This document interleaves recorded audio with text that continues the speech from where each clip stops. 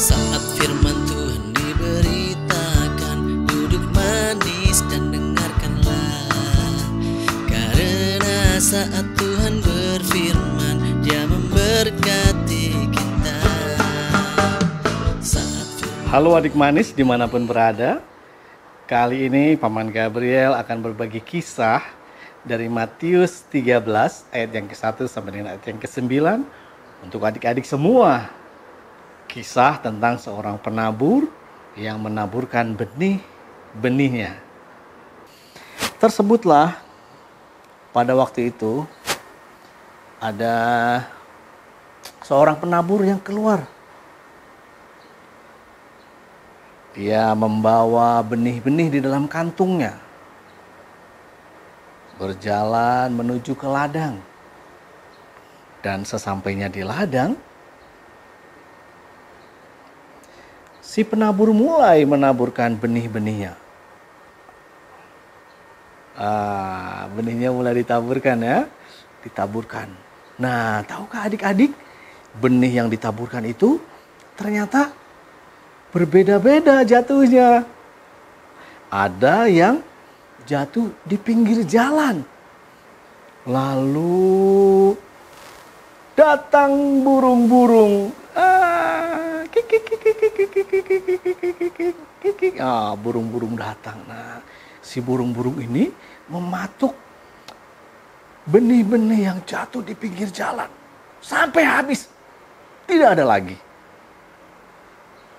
Dan benih itu jadi tidak tumbuh karena habis dimakan oleh burung. Nah, lalu benih yang kedua itu tumbuh di antara batu-batu, tanah berbatu. Jadi memang jatuhnya ke tanah, tetapi karena banyak batunya, dia bertumbuh adik-adik. Dia bertumbuh, tapi adik-adik lihat ya, di sini ya. Benih yang tumbuh itu dihimpit oleh batu. Sehingga benih itu cuma tumbuh sesaat. Waktu matahari panas karena benihnya tidak berakar, sorenya mati.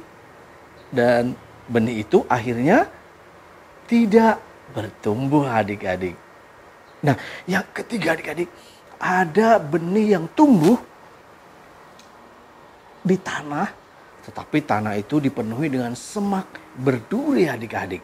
Nah, jadi ketika benih itu tumbuh, lihat nah ini ketika benih itu tumbuh, dia dihimpit oleh semak duri. Sehingga matilah benih itu, tidak bertumbuh. Sayang sekali ya adik-adik ya. Sudah bertumbuh tapi dihimpit oleh semak duri. Nah, yang keempat adik-adik. Benih yang keempat ditaburkan jatuh ke tanah yang subur. Tanah yang baik. Lalu benih itu tumbuh adik-adik.